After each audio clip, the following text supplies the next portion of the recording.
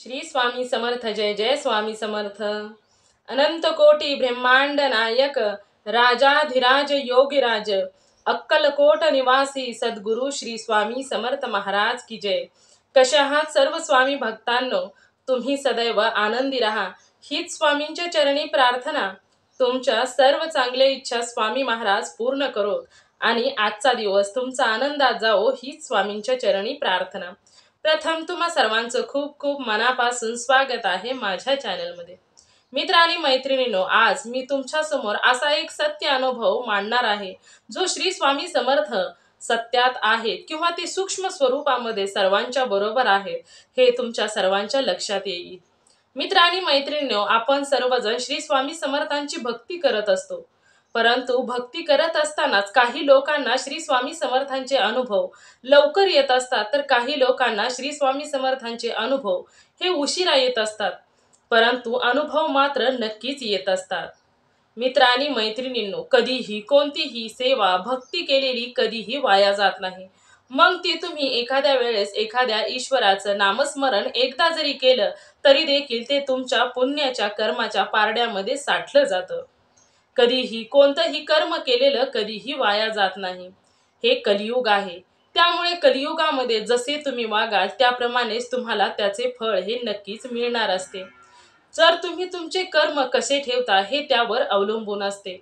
मित्र आणि मैत्रिणींनो, काही लोकांना श्री स्वामी समर्थांबद्दल काहीच माहिती नाही, परंतु जे काही पूर्वीपासून श्री स्वामी समर्थांची भक्ती करतात, श्री स्वामी समर्थांची सेवा करतात, त्या लोकांना मात्र अनुभव हे नक्कीच आलेले आहेत।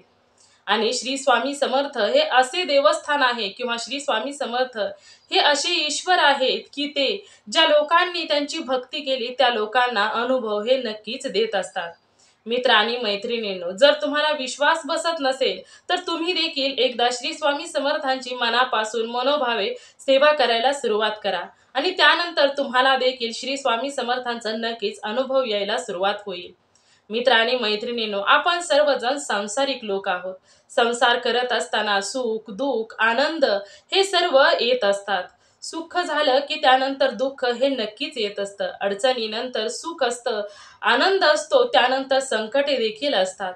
आणि अशामध्ये आपल्या मनाला बळ मिळण्यासाठी ईश्वराची शक्ती आपल्या बरोबर असणे हे देखील तेवढेच महत्त्वाचे आहे। आणि मित्र आणि मैत्रिणींनो, असाच आजचा हा अनुभव आहे।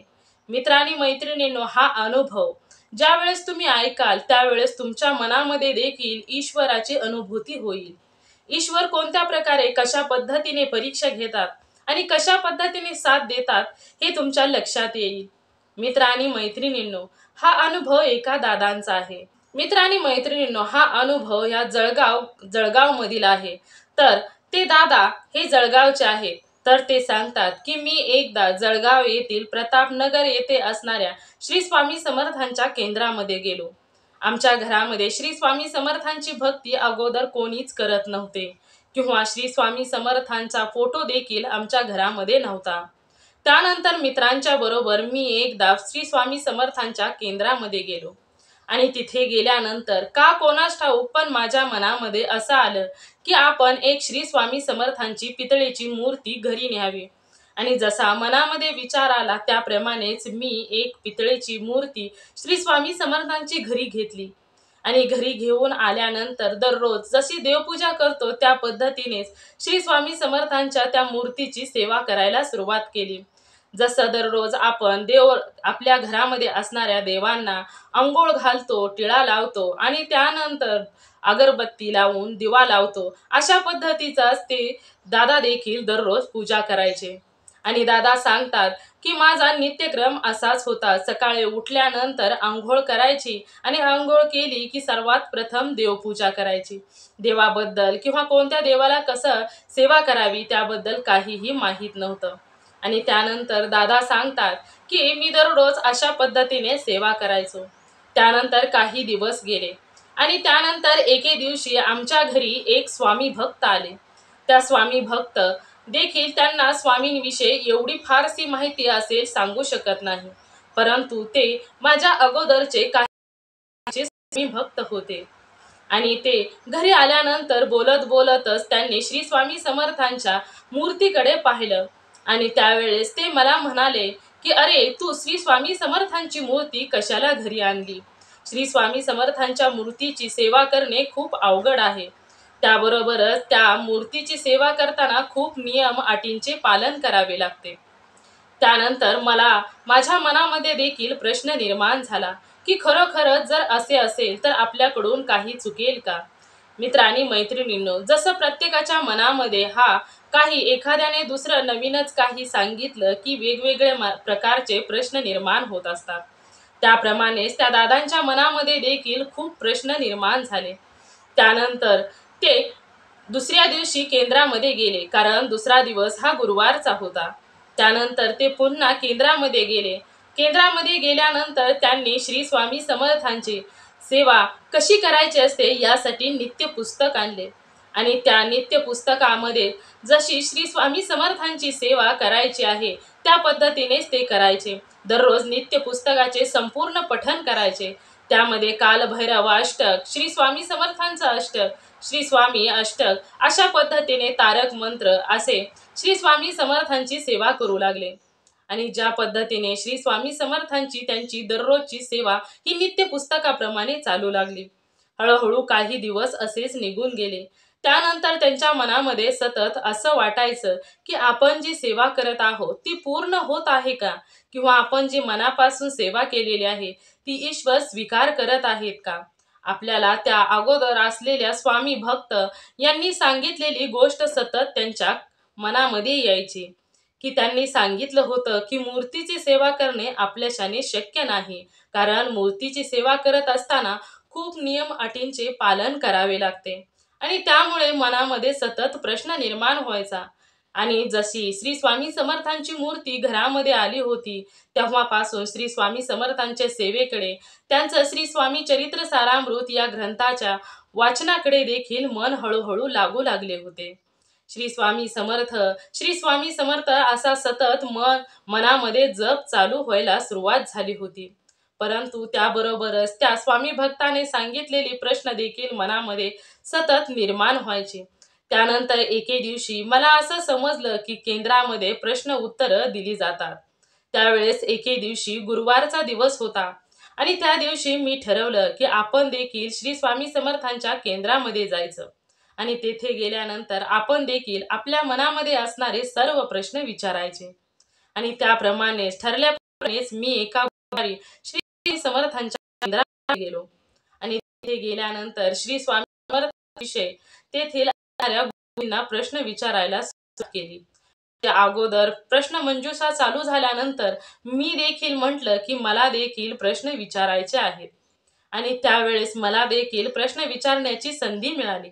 आणि त्यावेळेस मी तेथील गुरुजींना विचारलं की श्री स्वामी समर्थांच्या मूर्तीची सेवा करणे खरोखरच खूप अवघड आहे का? मी जी सेवा करत आहे यातून काही चुकत आहे का? किंवा श्री स्वामी समर्थांची मूर्ती घरी नेल्यानंतर ते खूप चुकीचं आहे का, कारण मूर्तीच्या खूप नियम अटी आहेत असं मला समजलं. त्यावेळेस ते गुरुजी म्हणतात की तुला तुझ्या मनामध्ये नक्की प्रश्न काय आहे तो विचार.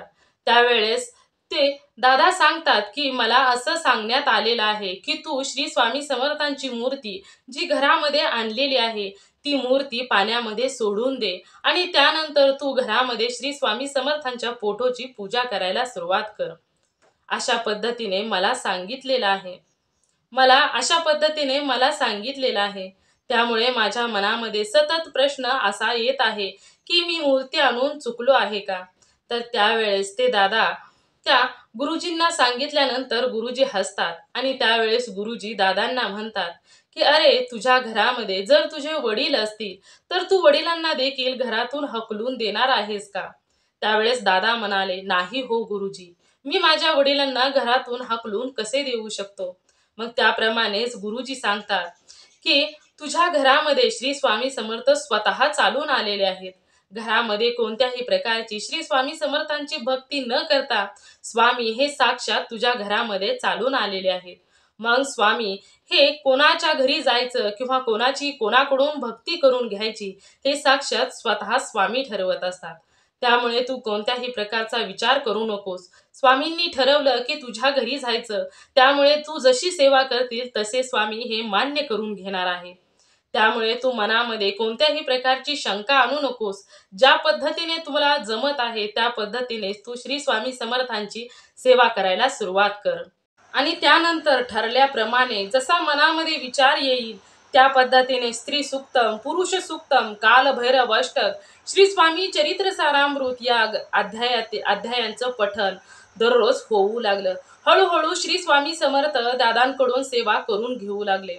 त्यानंतर दादा सांगतात की आम्हा सर्वांची श्री स्वामी समर्थांच्या सेवेकडे हळूहळू ओढ वाढू लागली आणि आम्ही सर्वजण श्री स्वामी समर्थांची जास्तीत जास्त सेवा कसे करू याकडेच आमच्या सर्वांचे मन असायचे. दररोज आम्ही श्री स्वामी चरित्र सारामृत मधील 3 अध्यायाचं दररोज पठण करायचो. त्याबरोबरच 11 माळी जप करायचो आणि त्यानंतर कालभैरव अष्टक, स्त्री सूक्तम, पुरुष सूक्तम, स्वामी चरित्र सारामृत या अध्यायाचं दररोज पठण करू लागलो आणि आम्ही सर्वजण श्री स्वामी समर्थांच्या नामामध्ये गुंगू लागलो.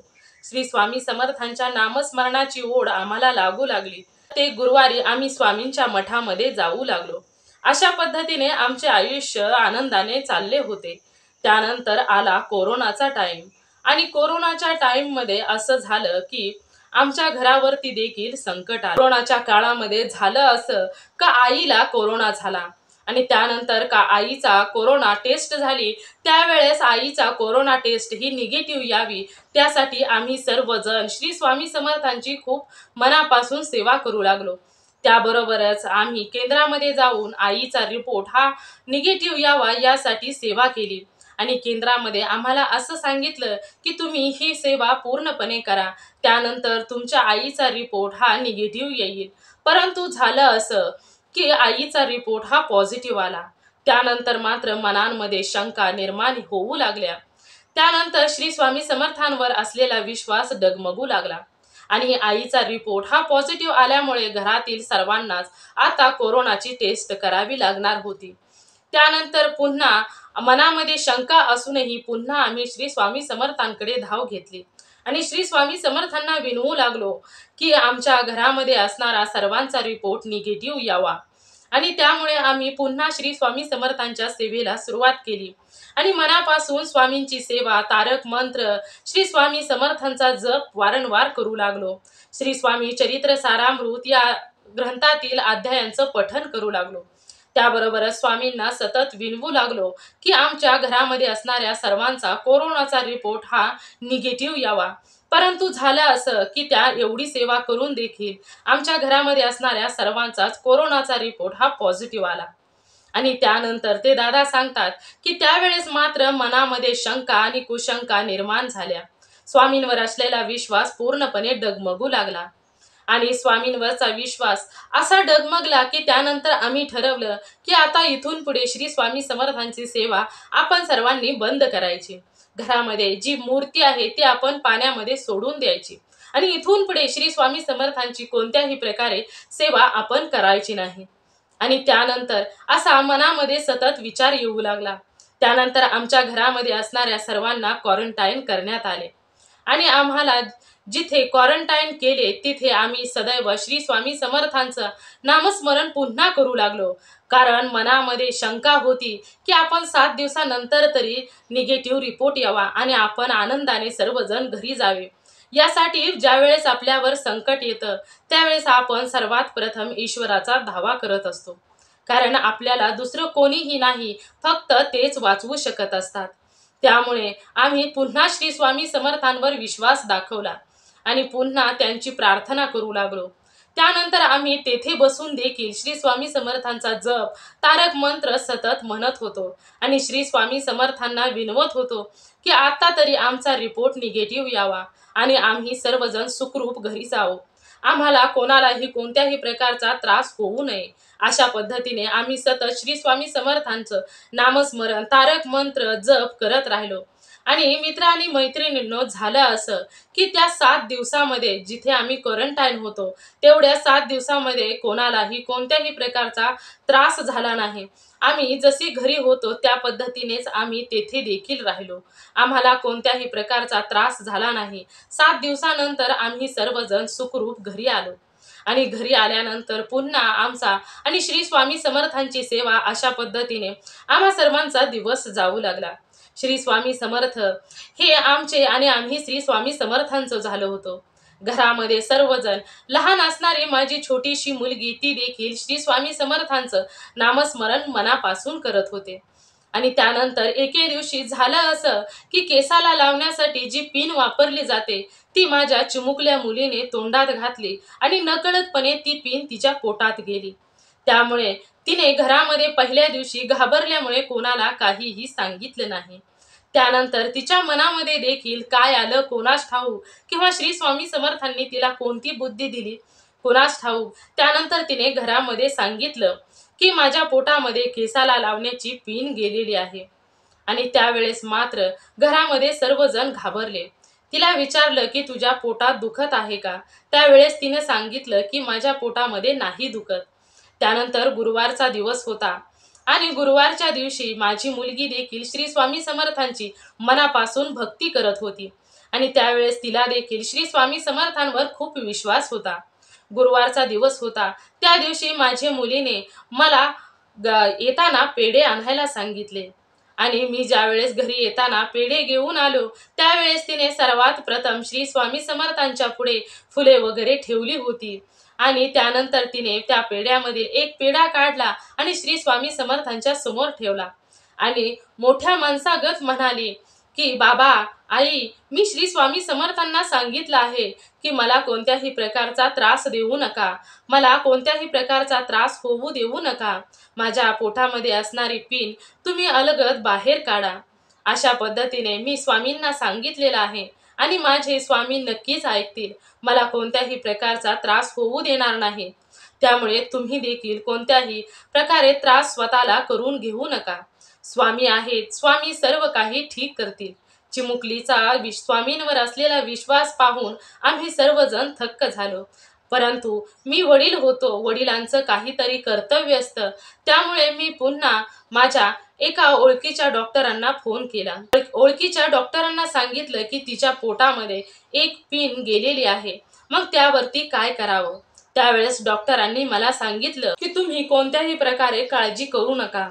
प्रथम तुम्ही तिच्या छातीचा आणि पोटाचा एक्सरे काढा, कारण मुलीची जात आहे, त्याबरोबरच ती लहान मुलगी आहे. त्यामुळे नंतर कोणत्याही प्रकारचा त्रास होऊ नये यासाठी आपण आपले कर्तव्य पार पाडले पाहिजे. आणि त्यानंतर मी तिच्या छातीचा आणि पोटाचा एक्सरे काढला. त्या एक्सरेमध्ये तिच्या पोटामध्ये असणारी पिन स्पष्टपणे दिसत होती. त्यानंतर ती लहानशी मुलगी आणि तिला त्रास होतोय का असे विचारल्यानंतर ती सतत हसायची आणि म्हणायची की मला कोणत्याही प्रकारचा त्रास होत नाही. तिला कोणत्याही प्रकारचा त्रास होत नव्हता, परंतु मन राहवत नव्हतं.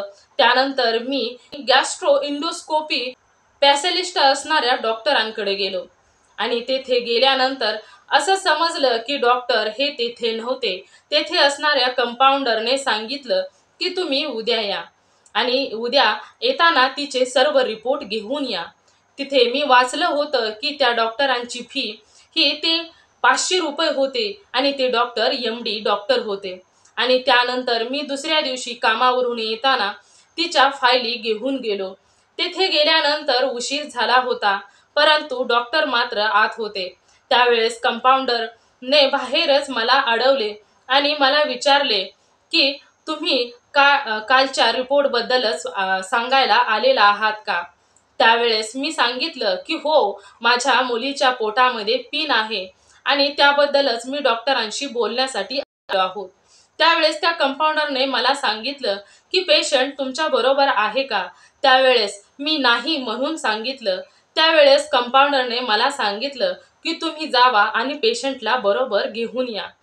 काय माहीत कोणास ठाऊक, परंतु मला असं वाटलं की मी जाऊन येईपर्यंत डॉक्टर हे तेथून निघून जातील. परंतु नेमकं मी त्या मनामध्ये असाच विचार चालू असताना मी तिला आणण्यासाठी माघारी फिरलो. तेवढ्यात कंपाऊंडरने मला परत हाक मारली आणि म्हणाले की तुम्ही परत येईपर्यंत डॉक्टर येथून कदाचित निघून जातील.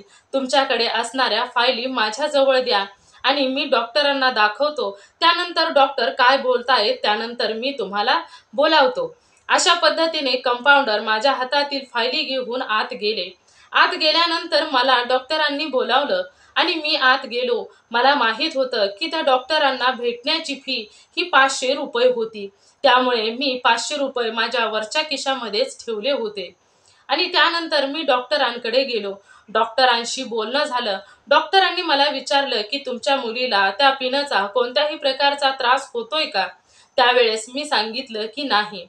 त्यानंतर डॉक्टरांनी कोणत्याही प्रकारचा किंवा पेशंट आहेत किंवा पेशंटला बोलवा असं काहीही न सांगता डॉक्टर मला म्हणाले की काहीही घाबरू नका, कोणत्याही प्रकारचा तिला त्रास होत नाही म्हटल्यानंतर मी तुम्हाला एक पोट साफ होण्याचं औषध लिहून देतो.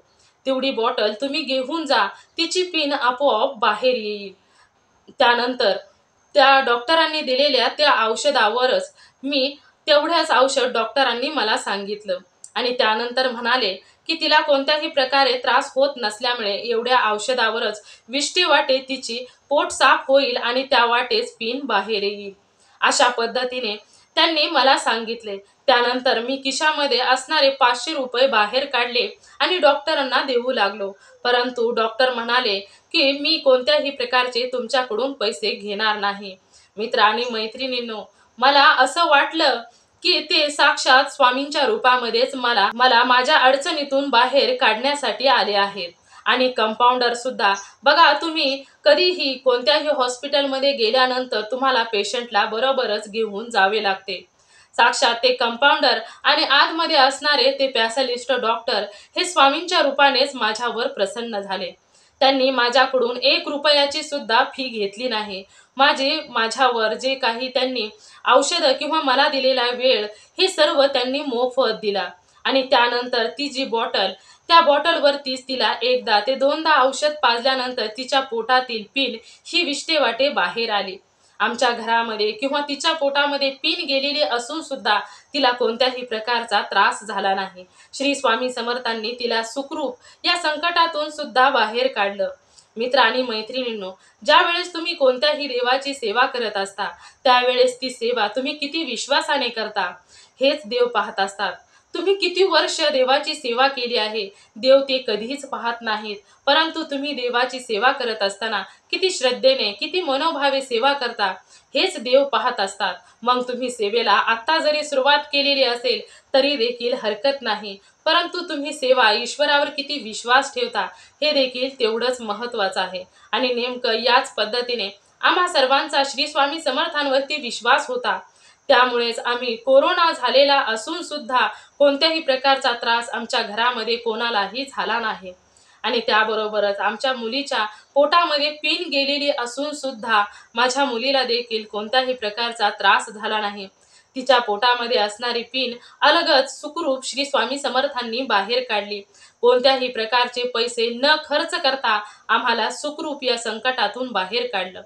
इथे असतो विश्वास. आणि ज्या वेळेस तुमचा विश्वास तुमच्या देवावरती असेल त्यावेळेस ईश्वराला, भगवंताला देखील तुमच्या मदतीला धावून नक्कीच यावं लागतं.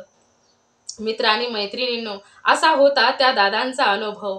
तुम्हाला हा अनुभव ऐकल्यानंतर नक्कीच तुमच्या लक्षात आलं असेल की तुम्ही कितीही देवाची सेवा केली किंवा कितीही तुम्ही देवावर विश्वास ठेवला तरी देखील तुमच्यावर संकटे, अडचणी ही नक्कीच येणार असतात. कारण संकटे, अडचणी हे एक आपल्या कर्माचा भाग असतो. परंतु श्री स्वामी समर्थ म्हणतात की तुझे कर्म कधीही चुकलेले नाही. जसे तू कर्म करणार आहे त्या पद्धतीनेच तुला फळ देखील मिळणार आहे. त्यामुळे कर्म करताना चांगलेच कर्म करणे गरजेचे आहे. परंतु एखाद्या वेळेस माझ्या सेवेमध्ये येण्या अगोदर जर तुझ्याकडून काही चुकलं असेल तर त्याचं भोग हे तुला भोगावेच लागेल. परंतु माझ्या सेवेमध्ये आल्यानंतर मी एवढं करू शकतो की तुझ्या त्या भोगाची तीव्रता जरा कमी करू शकतो, परंतु भोग मात्र तुला भोगूनच संपवावे लागणार आहेत. असे श्री स्वामी समर्थ, ज्यांनी श्री स्वामी समर्थांची सेवा केली त्या भक्ताला श्री स्वामी समर्थ हे सदैव तारत असतात. कोणतीही अडचण असली, कोणतीही दुःख असले, कोणतेही संकट असले तर ज्यावेळेस तुम्ही श्री स्वामी समर्थांच्या चरणाशी असता त्यावेळेस मात्र श्री स्वामी समर्थ हे तुम्हाला तारून नेतच असतात. मित्र आणि मैत्रिणींनो, श्री स्वामी समर्थांच्या भक्तीचं एक प्रमाण असं असतं की ज्या वेळेस तुमच्यावर संकट येतं ज्यावेळेस तुमच्यावर एवढं मोठं संकट येणार असतं, म्हणजे जे पायावर जाणार होतं ते बोटावर निभावलं, अशा पद्धतीचं, म्हणजे जिथे तुमचं खूप मोठी नुकसानकी होणार होती, परंतु तुम्ही श्री स्वामी समर्थांच्या सानिध्यामध्ये असल्यामुळे ते बोटावर निभावलं. परंतु कर्माचे भोग हे कधीही चुकत नसतात. जिथे पाय जाणार होता तेथे बोट हे नक्कीच जाणार आहे. अशा पद्धतीने कर्माचे भोग हे भोगूनच संपवायचे असतात. परंतु ज्या वेळेस तुम्ही ईश्वराच्या भक्तीमध्ये येता, ईश्वराच्या सानिध्यामध्ये येत असता, त्यावेळेस भोगाची तीव्रता ही कमी होत असते. त्यामुळे आयुष्यामध्ये कधीही श्री स्वामी समर्थांचं किंवा कोणत्याही देवाचं नामस्मरण करणं, त्या देवाची मनोभावे मनापासून प्रामाणिकपणे सेवा करणं हे मात्र तेवढेच गरजेचे आहे. ज्यावेळेस तुम्ही ईश्वराच्या भक्तीमध्ये जात असता, त्यावेळेस ईश्वर हे तुमच्या संपूर्ण कुटुंबाचे रक्षण करत असतात. मित्र आणि मैत्रिणींनो, आयुष्यामध्ये कोणतीही गोष्ट जर अशक्य असेल, तर ज्यावेळेस तुम्ही ईश्वराच्या सानिध्यामध्ये जात असता, त्यावेळेस ती शक्य व्हायला वेळ लागत नाही. फक्त तुम्ही ईश्वराच्या सानिध्यामध्ये जाणे महत्त्वाचे असते. मित्र आणि मैत्रिणींनो, ईश्वर शक्ती ही एक सत्य आहे. त्यामुळे तुम्ही ईश्वर शक्तीमध्ये स्वतःचं मन किती गुंतवायचं आहे, कोणत्याही कशामध्येही किती मन गुंतवायचं आहे, हे तुम्ही ठरवायचं आहे. मित्र आणि मैत्रिणींनो, तुम्ही सर्वांनी मिळून माझा व्हिडिओ शेवटपर्यंत ऐकला, त्याबद्दल मी मनापासून तुम्हा सर्वांची खूप खूप आभारी आहे. श्री स्वामी समर्थांचा हा अनुभव तुम्हा सर्वांना कसा वाटला हे नक्कीच मला कमेंट करून सांगा. आणि जर तुम्हाला देखील श्री स्वामी समर्थांचा असाच एखादा अनुभव आलेला असेल, तर नक्कीच तुम्ही देखील शेअर करा. म्हणजे तुमच्या अनुभवातून देखील कोणाला तरी काहीतरी नक्कीच शिकायला भेटेल. आणि त्यानंतर तुमच्या अनुभव देखील आपण अशाच पद्धतीने सर्वांबरोबर शेअर करूया. तुम्ही सर्वजण सदैव सुखी राहा, समाधानी राहा, आनंदी राहा, हीच स्वामींच्या चरणी प्रार्थना. आणि पुन्हा भेटूया अशाच एका श्री स्वामी समर्थांच्या सत्य अनुभवामध्ये. तोपर्यंत तुम्हा सर्वांना श्री स्वामी समर्थ. जय जय स्वामी समर्थ. धन्यवाद.